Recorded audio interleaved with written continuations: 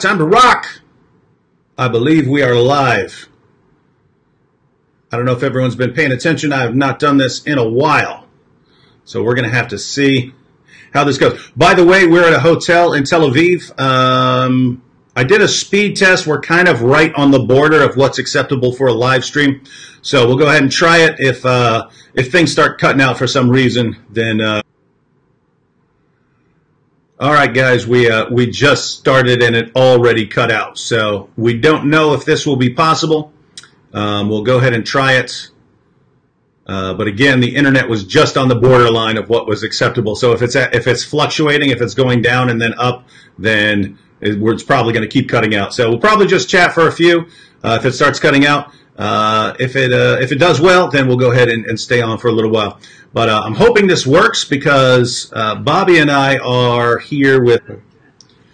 Yeah, go ahead and try to see if you can get a. Can you type and let them know or anything? All right, Marie's going to try and get on a different internet setup on her laptop.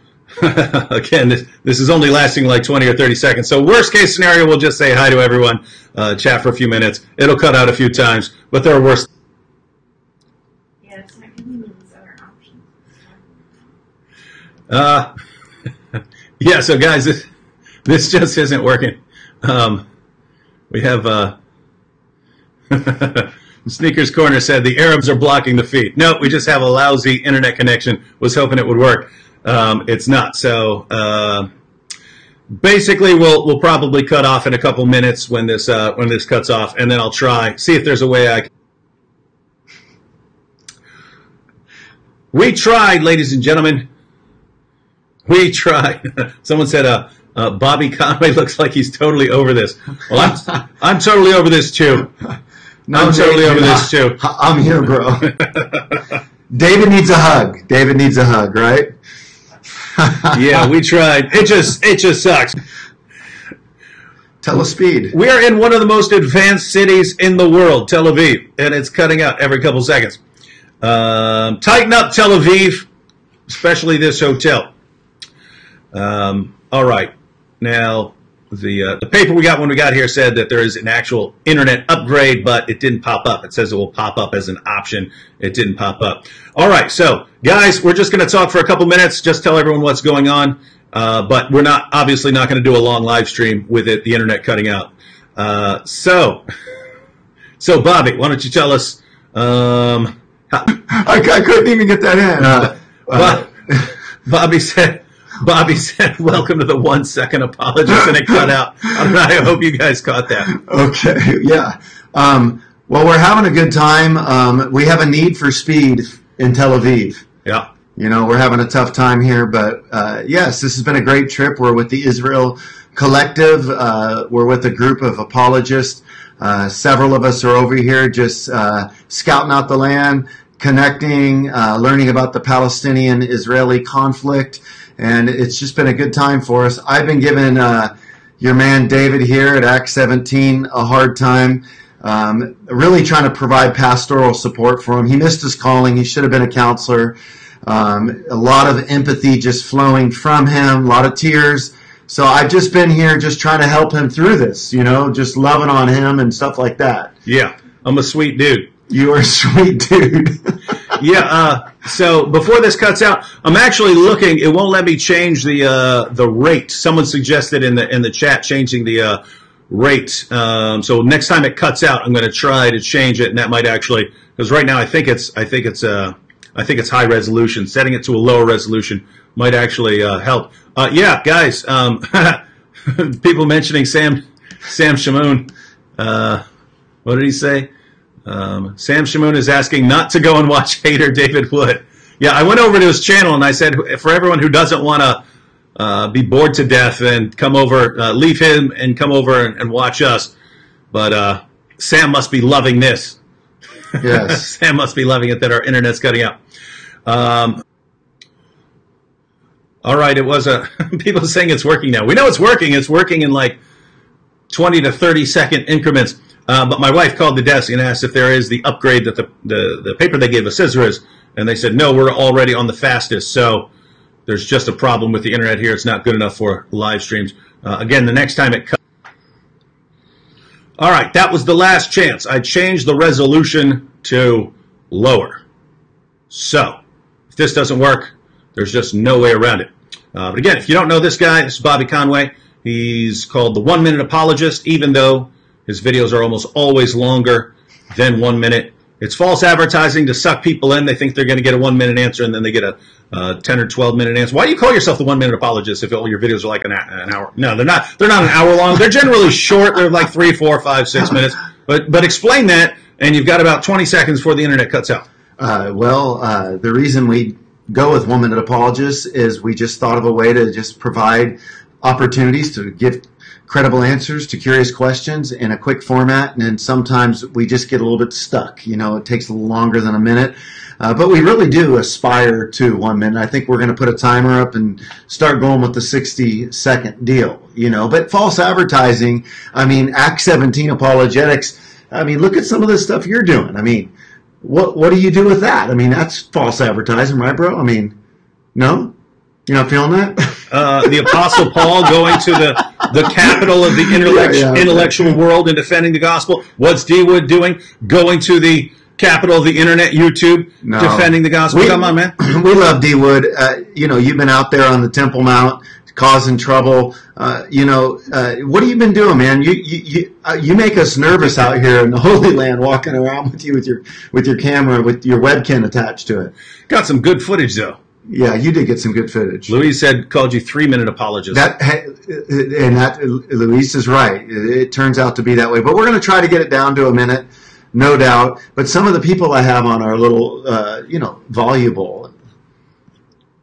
What? Voluminous in words. Don't be making up words. All right, so guys, we're out here in Israel, and American Concrete here says, does Israel allow free speech? If not, what can't one say? I don't know the specific laws, but as far as I know, no one's stopping us from saying anything. But yeah, you'd have to ask if there are any specific restrictions on free speech. If anyone in the description box, if anyone in the comments is familiar with the laws, yeah, I'm not aware of any restrictions on free speech here. So, Bobby. Yes. What's been coolest while you're out here? Well, I think, honestly, just hanging out with the group. I mean, it's a special group of people. We're out here with a lot of apologists with national platforms, being able to network together, thinking together about how we can leverage what we do to impact this world of apologetics. It's been great walking in the land where Jesus lived, died, and rose again. Some of the eating that we've done, they serve a lot of bread, don't they? I mean, are you feeling a little overload on the bread? Yeah, and I love hummus, but hummus with every meal is, yeah.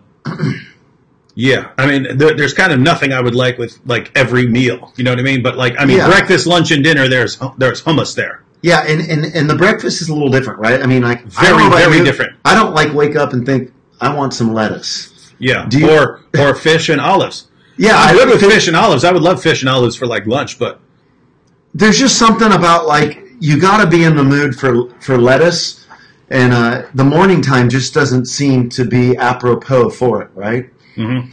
Yeah, I mean that's kind of what I'm thinking. I love their yogurts, but the yogurts have been a little bit too watery. The gelato has been nicely congealed, so I've digged the gelato experience. He's gotten gelato every single gelato place we've gone by. Yes. I've had a lot of gelato. Mm-hmm. Martin asks, "What's been your favorite meal?" You remember?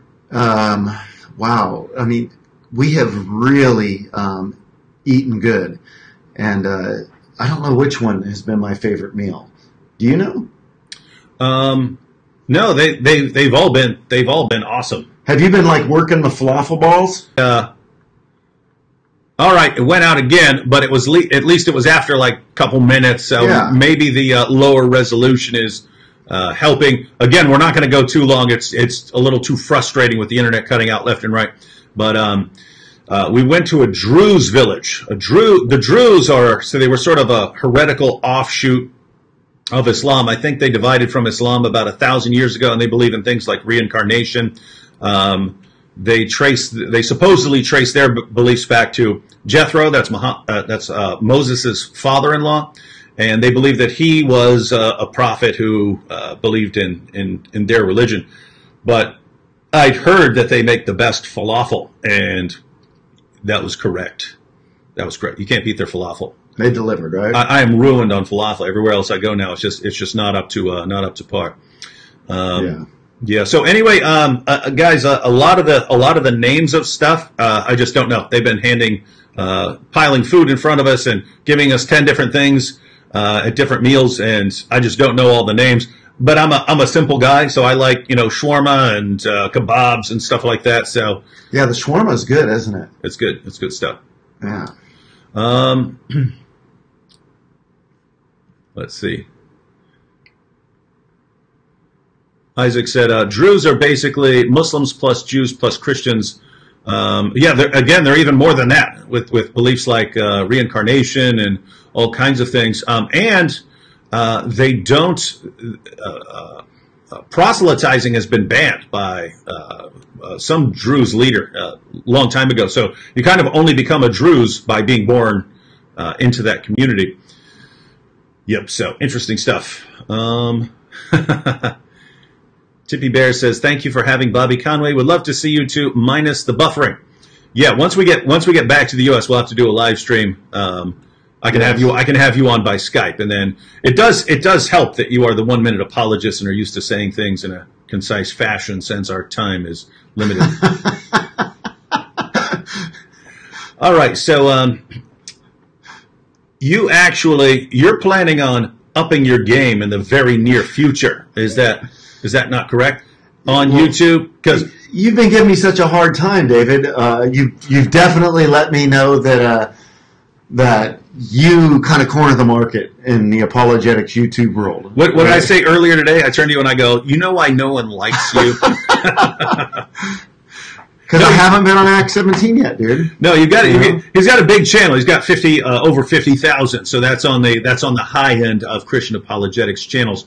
But you're about to finish up a big time destroyer. Yeah, that is your doctoral dissertation. And so let me get this straight. After getting a doctorate, you're planning on doing a ton more stuff on YouTube? Well, I resigned over a year ago as a lead pastor. So, I have my hands in a lot of different places.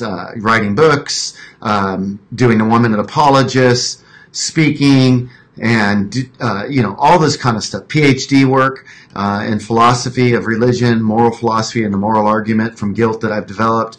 And yes, it's definitely vexed me.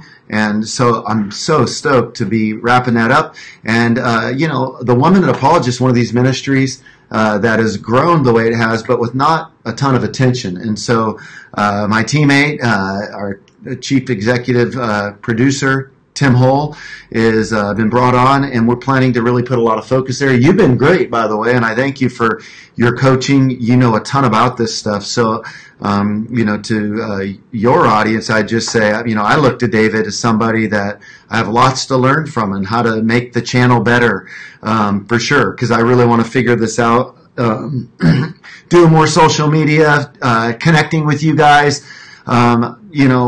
you just get busy sometimes and forget how important it is to stay active. I think you do a real good job of staying active. I watch you walk around with your camera and doing all that. So absolutely. We've got a podcast as well. I put out a weekly blog, and I've been doing quite a bit of radio lately, where it's a call-in program for like 2 hours, and they just ask any question about the Bible, philosophy, theology, world religion. So you try to answer it, and you just say, I don't know a lot, because that's got to be a part of honest apologetics. Of course, do you say I don't know, David? You do? Yeah. I'm proud of you for that, dude. That's how I roll. That's how you roll, yes. Because David is a very sharp dude, right? Uh-huh. Uh-huh. Yeah. Okay. So, it's cool. It's cool that you want to focus a lot of effort on YouTube, because most Christian apologetics ministries, I don't think, have caught on yet to the age that we're in. Right. Exactly. Of course, you still need people going around college campuses, going around Right. the churches, speaking and stuff. Yeah. But given the recent shift in technology, there need to be a lot of Christians taking advantage of this opportunity that we have right now. And what I think would be ideal for the sort of main apologetics ministries that have been around for years and sort of have a way of doing things is to still, keep their sort of speaking squad, their speaking team, but then get a guy or two guys or, girls, whoever, who have the right personality to do well on YouTube and say, okay, you're the internet wing of this. You're the YouTube wing of this, and so you can't miss out on reaching millions of people around the world from wherever you are. You can just there's something cool and awesome about actually traveling to a place, traveling to a church, traveling to a college campus, and sitting down with people and having that interpersonal communication. So that is really awesome. But in terms of just volume, I mean, how much information you can get out, there's just no competition for doing it on the internet. Well, maybe even like just share with them. I know we've been doing some brainstorming about getting together with some other people with YouTube channels that are large and doing some brainstorming. You have some really great ideas about, some of those things. Would that be worth sharing here at all? About what we're thinking about doing and getting together for some time to figure this out? No, that's secret. Oh, it's top secret. Okay. That's extra top secret. Well, he's just blurting it out. No. Well, there's good stuff to go. I threw the ball into your court, so, you're shutting that down, but no problem. What I've told them in my videos is we're building an empire. Okay. I said we're building an online apologetics empire. I was dead serious about that. And so we got stuff going on behind the scenes that I mainly don't want to talk about it because I don't want other people copying what we're doing. I think that's a good point. Yeah, because we don't want that kind of a ripping off effect, Yeah. No, to be clear, I'm not talking about Christians. I'm not talking about Christians here. I want Christians.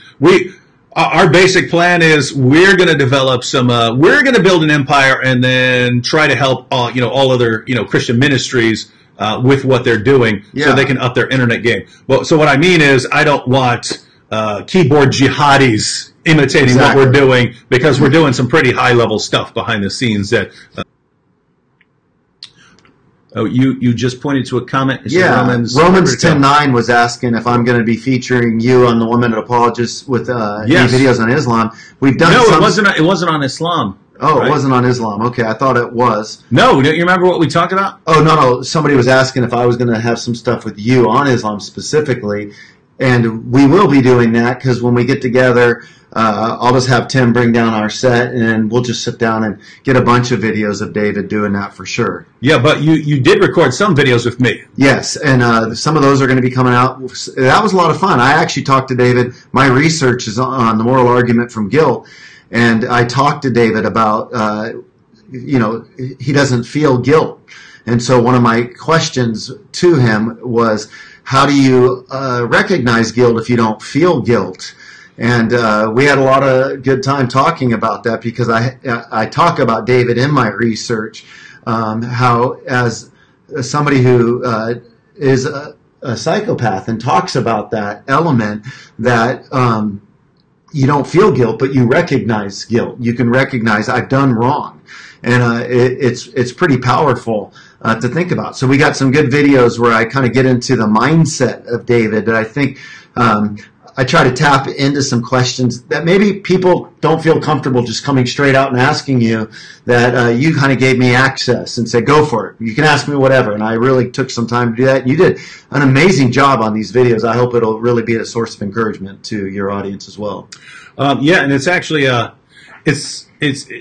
don't know why, but I've been going around and sharing my testimony for a while, and, I get questions about, after I shared my testimony, it'd be like, what happened to Randy? What happened to your dad afterwards? It'd be things like that. But now, with increasing frequency, I finish up and there are people afterwards and they're going, hey, I think my son's a psychopath. What do I do? And I'm hearing that all the time. I think my daughter's a sociopath or something like that. So getting questions like that. So there are a lot of people concerned out there, and It's funny because the main reason I'm talking about it is because atheists and Muslims kind of made me, right?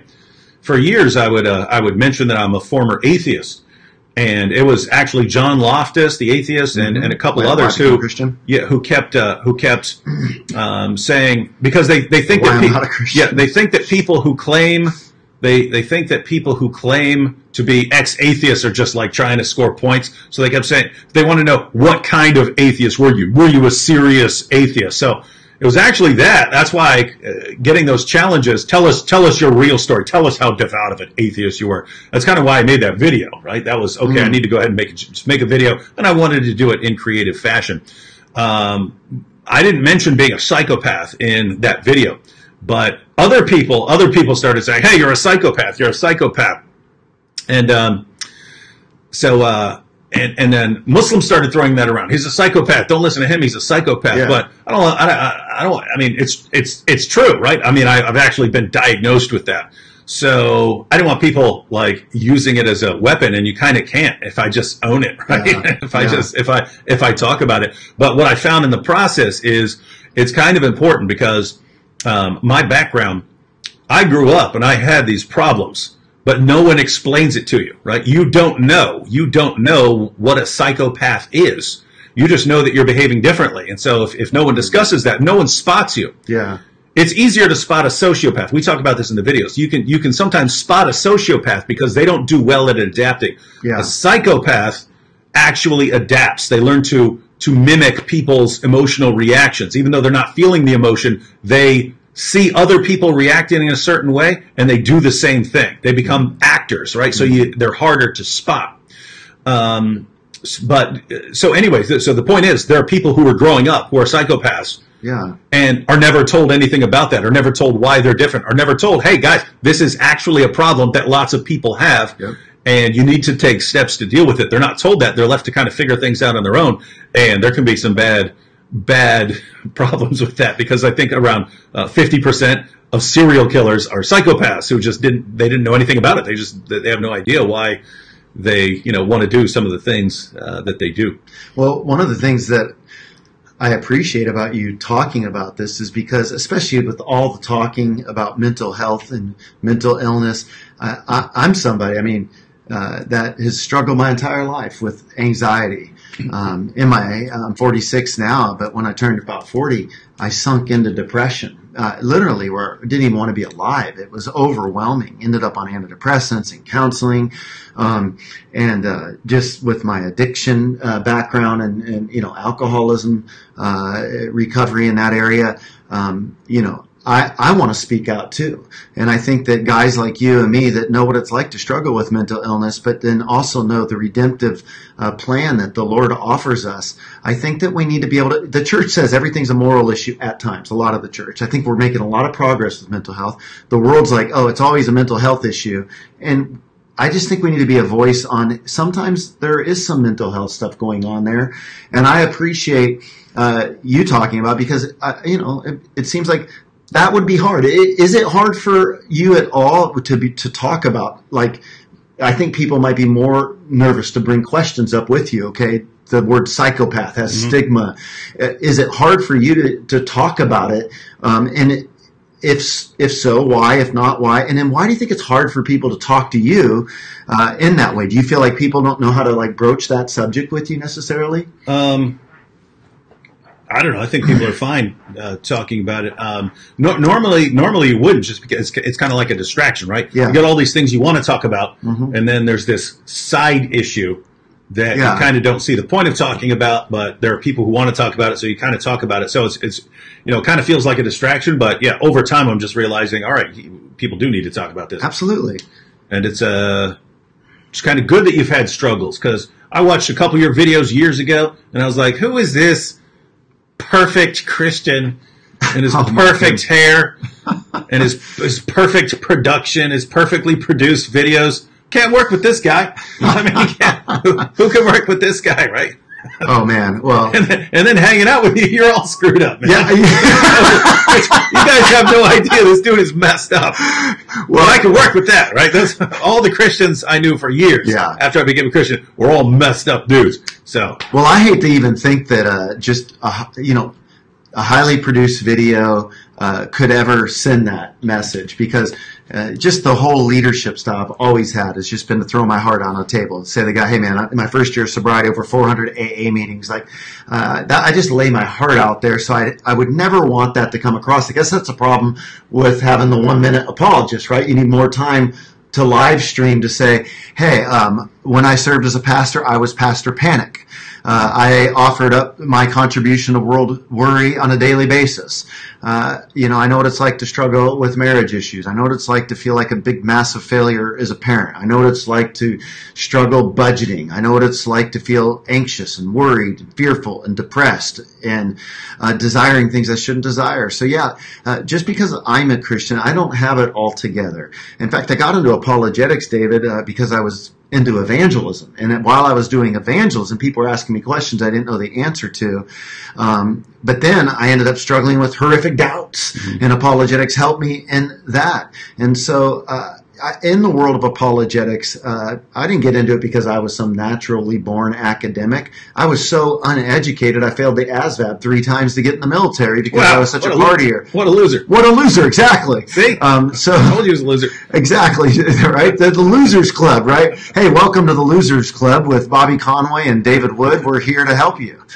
Hey, dude, Romans 10:9. I like Romans 10:9. Yeah. What an encouraging statement. Thank you for sharing that. Those are the kind of statements that I love to hear. Let's go ahead and read it real quick. Yeah. I was born into a Christian family and lost my faith. However, after watching William Lane Craig on your channel, I looked into his stuff and became a Christian again. I found your channel through one of David's playlists. I think it was a playlist. At the end of Islamicized Me, where I put playlists on, what is the gospel and the existence of God. I think a couple of your videos were in there. So, and hey, and that was before I knew you. So that's when I thought you're a total, stuck up, super Christian. Yeah, a super Christian. So I must have just thought, wow, this is a really well done video, so I'm going to use it. That is very judgmental of you, David, because I never even heard the gospel till I was 19. How old were you when you got saved? 20. 20? Yeah. Okay, well, you got me by a year there, bro. There you go. Hey, here we go. Kenji says, yo, David, did you meet John Lovell from Warrior Poet Society? Yeah, I met him. I've had to teach him a couple lessons over the past few days about who's the real alpha here. The other day in church, I could have sworn I seen him. Is he part of your Israel crew? Cosmic Miracle, him being in Israel as well.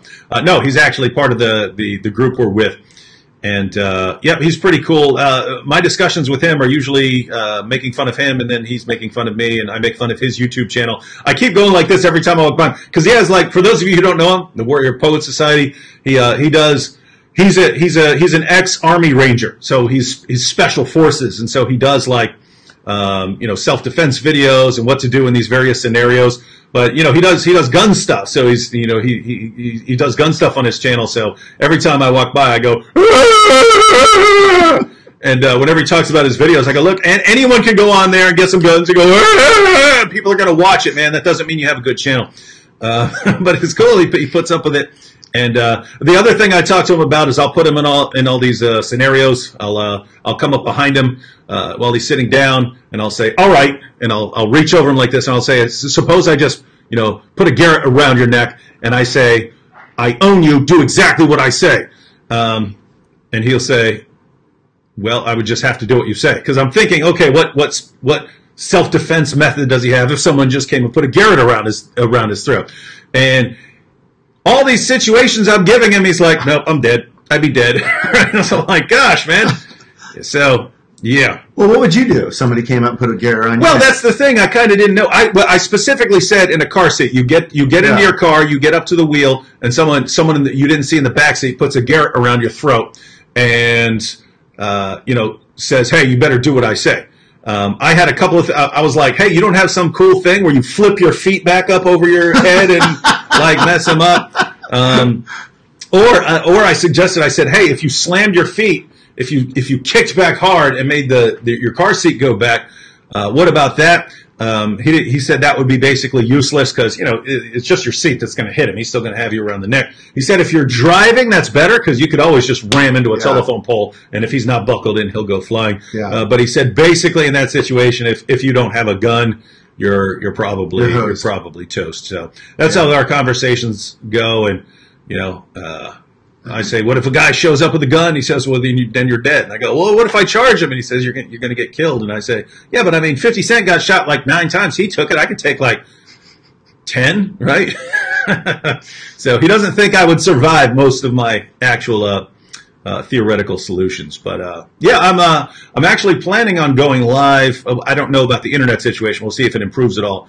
This might be a bad time of day. But if the internet improves at all, by tomorrow, I was planning on going live with him and with another. So again, John Lovell's an ex-Army Ranger. Also have here, we're with an ex-Navy SEAL. So I wanted to get them commenting on the death of Abu Bakr al-Baghdadi. Yeah, Chad Williams, Seal of God. His book has sold over 100,000 copies.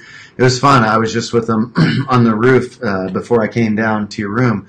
And we were just talking to him about his training, and he was sharing about Hell Week and how miserable it was. He got 4 hours of sleep in 1 week, and he was just freezing the entire week. He had 173 people in his class, and only 13 finished. And he's been interesting for me to watch on this trip because anytime we get out of the bus, he's just doing his reconnaissance. You know, you can just see him thinking through his scenarios.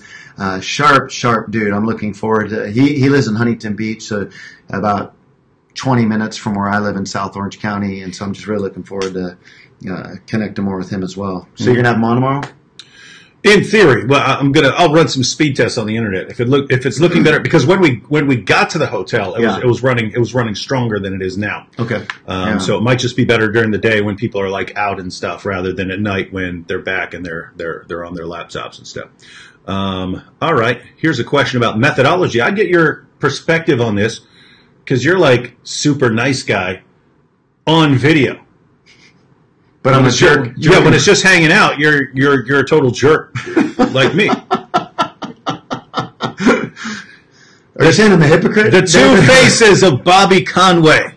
If you want to watch the mini faces of David, the Joker face. Yeah. I mean, that actually ties in perfectly with this question. By the way, Nabil, little known fact, Nabil was the same way. If Nabil was talking to me, his level of jerkness was at least on par with mine, and often far surpassing mine, like saying things to me that I would never say to someone else, right? But you know, as far as like when he's talking to a crowd or something, very nice. Whereas I'm just a jerk all the time. Yes, and you know what? That's really been true. I've felt your jerkitude. Attitude. I try. You know, thank you. Yes. So anyway, this is a good question about methodology. Yeah. It says, David, would you consider your way of showing Muslims that they have a false prophet is the best? I have had an argument with my father with the whole gentleness and respect part of 1 Peter 3:15, and there's an if, which leads me to believe that there is a part 2. I'll go ahead and respond to this, and be interested in getting Bobby's views here as well. A couple things here. Would I consider my way of showing Muslims that they have a false prophet the best? No. It's just something that no one's doing, right? So if you have 10 ways of doing things and people are doing them 9 ways, and there's this other way of doing things and no one's doing it, then I think someone needs to be doing that, even if it's not the best. So that's one. The other thing is, I would say it's the best with certain Muslims, right? We don't want to forget this, that there are different kinds of people, and that's why we need different kinds of approaches, right? There are different kinds of people in the world. Guys, there are how many Muslims? I mean, go through my videos and look for testimonies of ex-Muslims. Go to the Leaving Islam series. Look at how many Muslims, ex-Muslims, were thanking me for just blasting away at their prophet. There are Muslims out there. If you sit there and give a calm response to their claims that Muhammad is a prophet, are not going to listen to you. But if you start just saying Muhammad is the most obvious false prophet in history, this guy had sex with a 9-year-old girl, he took the wife of his own adopted son, and you make fun of him, suddenly they can't stay away. It's just a fact that there are people like that. There are just lots of Muslims out there who only listen if you are coming at their prophet very aggressively. That's when they can't stop listening.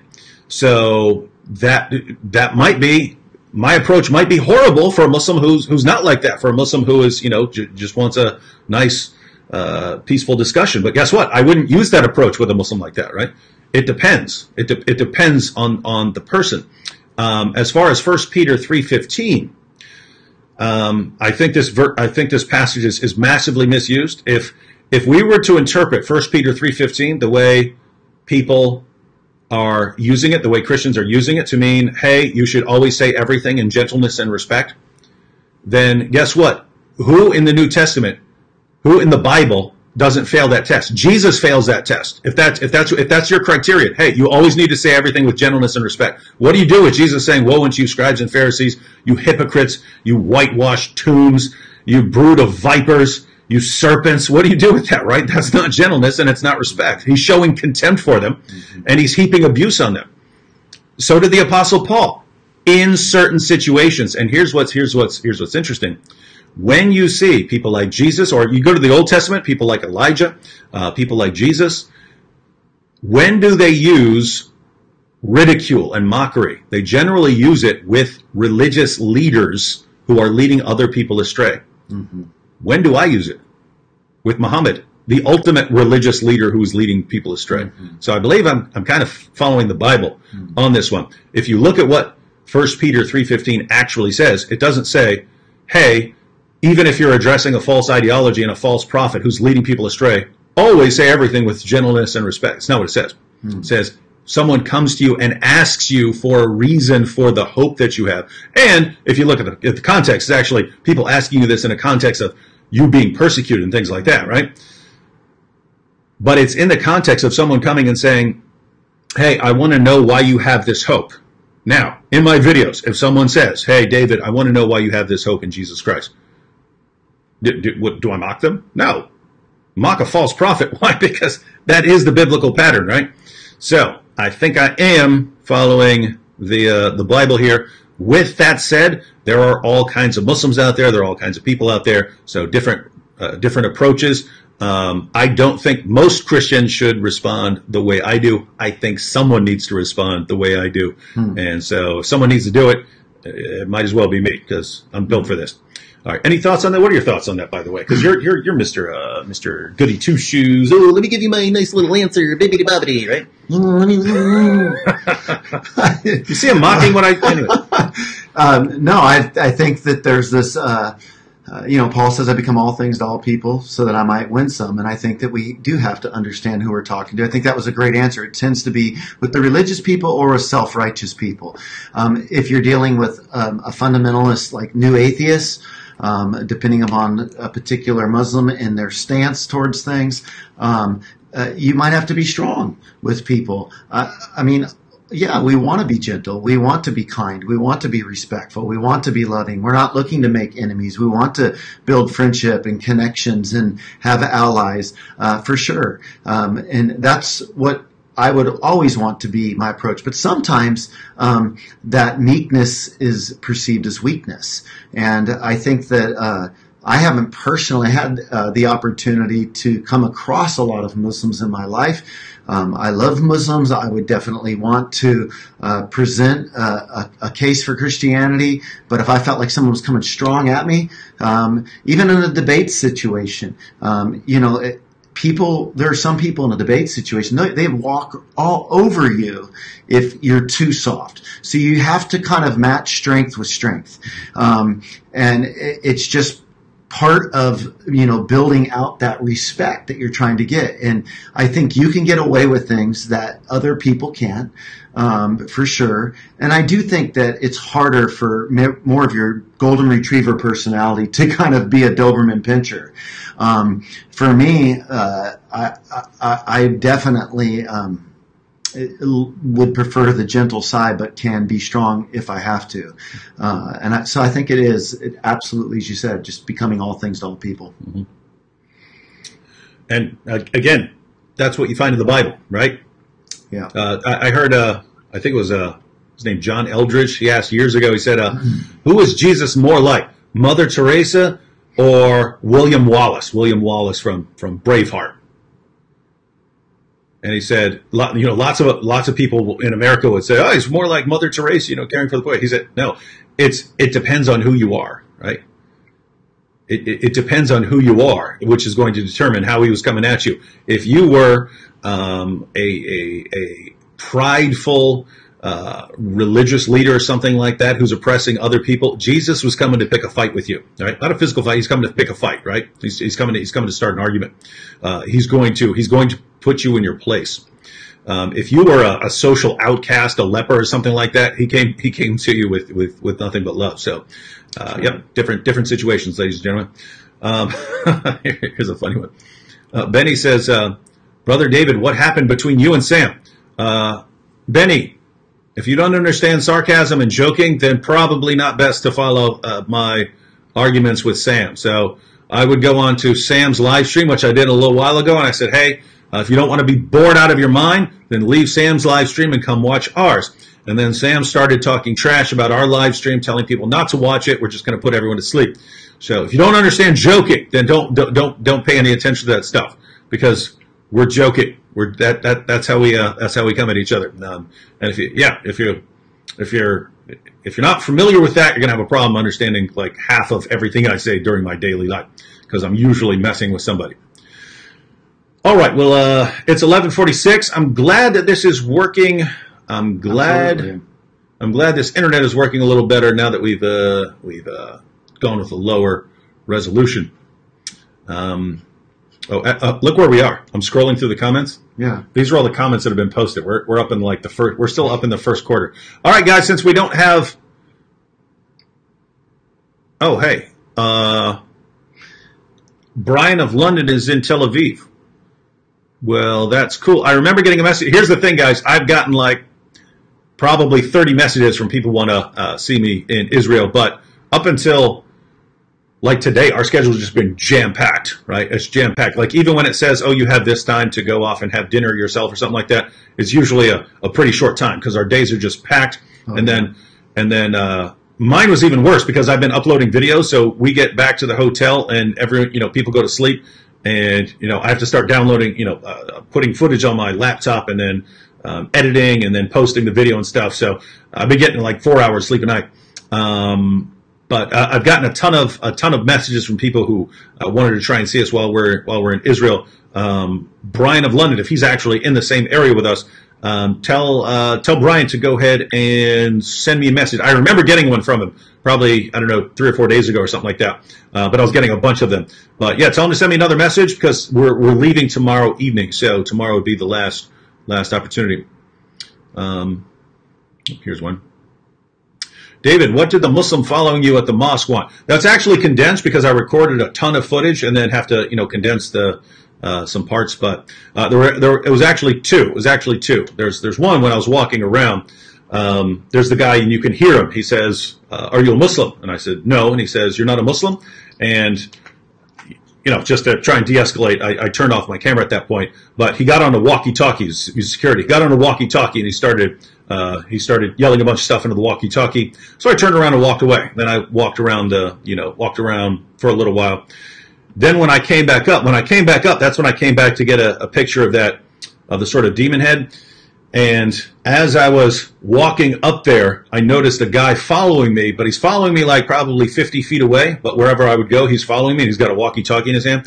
So right when I walked up and I took the picture of the of that demon-looking head and stuff. Then I turned, I sort of used my peripheral vision, and he took off running at me, right? So he came running, and I hear the walkie-talkie going, and I hear him coming up, and so I basically turned towards the Mount of Olives, and as soon as I turned away, he stopped coming at me, right? As soon as I wasn't recording the Dome of the Rock, he stopped running at me. And then as I'm walking around the Dome of the Rock, he stays like probably 6 or 7 feet behind me, and he always circles behind me. So whatever direction I'm facing, I'm pretending I don't notice him, right? But whatever direction I'm facing, he circles behind me. So the situation is I'm not scared of getting my head kicked in. I'm not scared of any of that. I don't want to lose the footage, right? I don't want someone. I'm about for don't. He's kind of crazy in this way. I'm scared of that. You know what? Why aren't you scared of that? I don't know. I'm just wired that way. I mean, it kind of be. You know, in my mind, I'm like, it'd be kind of be funny, right? Say, hey, I walked up on the Temple Mount. I took some video of the Dome of the Rock and got my head kicked in, right? It'd be a funny story. But at the end of the day, I don't want to lose the footage, right? I was on the Temple Mount to get video footage to show people what's up there, and just don't want someone taking the cell phone or making me erase it or saying you're not allowed to do that. I was happy that I'd gotten the footage, that I got it, so I wanted to make sure I got off the Temple Mount with that footage. All right, so guys, we only have a couple minutes left. I've only scrolled through like a quarter of the comments, so I'm going to go ahead and skip to the most recent ones, just so we can get a couple recent ones before. Wait, oh, people are sitting here giving loving messages. This must be a You stupid idiot. I think this is a joke. Hazrat Muhammad. I think this is a joke might ask him account. to clarify.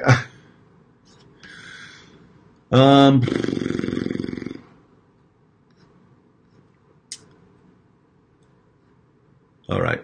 Just pick any comment you want to respond to, because we only have a few minutes left. So yeah, guys, we're gonna cut. It's 11:51 here right now, so it's almost midnight, and we have to. What is this? Here we go. John David. David Wood, you and your family have a cancer. Soon you are skeleton, crossbones, coffin, room, boom. Soon hell from room, fire, fire, fire. Soon you are on hell like Nabil Qureshi, huh? Boom, boom, room. Wow. So, you see, boy, that's sound like love there. Sound like a poet, man. Yeah. You could have been the world's greatest poet with your awesome use of words. What are all these? I can't tell if this is a joke. Hope you die in Israel, inshallah. I'm thinking that's a joke account, right? Yeah. With the Muhammad.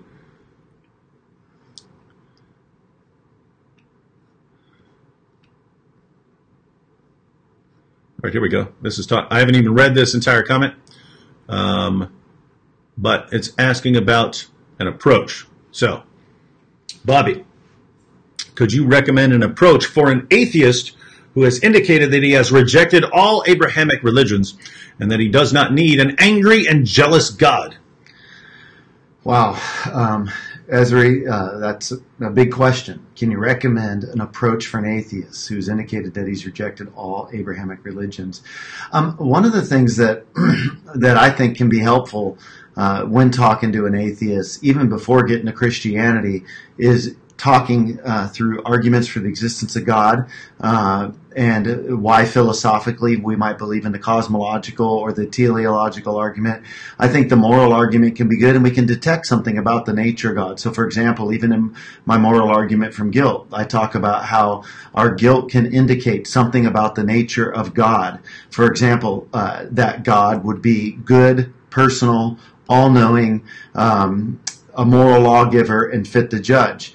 And by that, what I mean is when we feel guilt, we feel like we've offended someone, not like we've offended some abstract, ethereal, free-floating object like in Platonic thought. So what I feel like is when we sense guilt, it seems as if we've offended someone, like someone's been watching us. So God is personal. When we feel guilty and sense guilt, it's God pinging us, letting us know something about His nature, that we've acted contrary to it. God is a good God. And so if we feel guilty for lying, it's because God cares about truth. When we sense guilt, it's because we've broken a moral law. Hence, God is a moral law giver. God is fit to judge. If God is the one who's given the law, if He is given us guilt as a resource for understanding it, then these are types of things that we can get into discussions with atheists where we say, hey, look, you experience guilt, I experience guilt. What offers the best explanation for it? How do you ground this moral law? Otherwise, we just have subjectivism or relativism. So I think it's good to be able to get in discussions with an atheist. And if we can ground morality in the good-natured God, then we get the theism. And then at theism, then we can talk about the different options of the theistic options for dealing with our guilt, what best resolves it. And that's where I think Christianity begins to walk. In the atonement, Jesus absolves our guilt and offers us a remedy through trust and faith in Him. And so I think that it's not always a clean sweep from atheism directly to these Abrahamic traditional beliefs, in particular Christianity. Sometimes we need to do a little bit of philosophical work, and then all along praying for the Holy Spirit to soften their hearts so that they might have their eyes enlightened. Mm-hmm. And yeah, I would probably want to do some groundwork trying to understand where this person's at, because lots of, not just atheists, but it could be Christians, it could be Muslims, it could be anyone. They sort of absorb a claim or absorb a popular saying without really thinking about it, you know, without understanding the reasons. So they'll just say, I reject Abrahamic religions. I reject Abrahamic religions. And you know, they'll just say that. And so you might want to do some groundwork. What do you mean by that? And why do you reject them? Yeah. And what if one were true? What if an Abrahamic religion were true? Would you want to believe in it if it's true? Or are you just saying you wouldn't believe in it because, you know, they're not true, but if one were true, then you would want to know. And I would, if someone grants, and here's what I want to say. If someone says, look, if an Abrahamic religion were true, I would still not want to believe in it. I don't know what you can do after that point, except pray for the person, right? Because that person would be saying, even if it's true, I don't want to know. That's the one situation I've never figured out what to do with. And maybe it's because there's nothing to do there, if a person is acknowledging that he doesn't care about the truth. So, yeah, but hopefully the person doesn't say that. Hopefully a person says, no, if one were true, I would want to know it. And then you could say, all right, well, let me tell you why I think this is true. And I would focus on building a good case for the resurrection. In addition to, you know, classic apologetics arguments, Kalam cosmological argument, design argument, both the design in the universe and design, you know, in biology, moral argument, things like that. Because the idea is, there's a kind of cumulative case there, right? It's pretty much everything. It's pretty much everything wherever you go. There's information everywhere, right? There's information in the fundamental laws of the universe. There's information in every one of your cells. There's information everywhere. The moral law is information. That's not what you would expect from a mindless universe, right? You wouldn't expect information to be everywhere, to be at the bottom of everything. If God exists, that's exactly what you'd expect. And so, yeah, so those would be a couple ideas. All right. We're at 11:58. All right, guys, we have to cut off because again it's midnight here. Assuming the internet is doing at least as well as it is now, tomorrow I will try to go live with a couple of special forces guys to talk about the death of al-Baghdadi before we fly back to the United States. All right, Bobby, you've got about a minute. What a coinky-dink. Final thoughts for everyone here. Well, good to be on the program with you. If you're not familiar with our channel, check it out at YouTube, the 1 Minute Apologist. We've got over 1,000 videos. You can also go to 1minuteapologist.com and check out our stuff. And just thank you for listening to us. Hope to be able to meet with some of you guys in the future. And yeah, we're going to go to bed. It's late here and crash out. So peace out. Actually, one of us is going to bed. I have a video to edit. Oh, man. Yeah. Again, so I'm going to go edit this video. I'll have that up in a little while. And for those of you who aren't subscribed to Bobby's channel, the link is in the description box. So you want to subscribe to that. He'll have some videos with me up here pretty soon. So you'll want to see those. But also scroll through his videos. He just mentioned he has over 1,000 videos.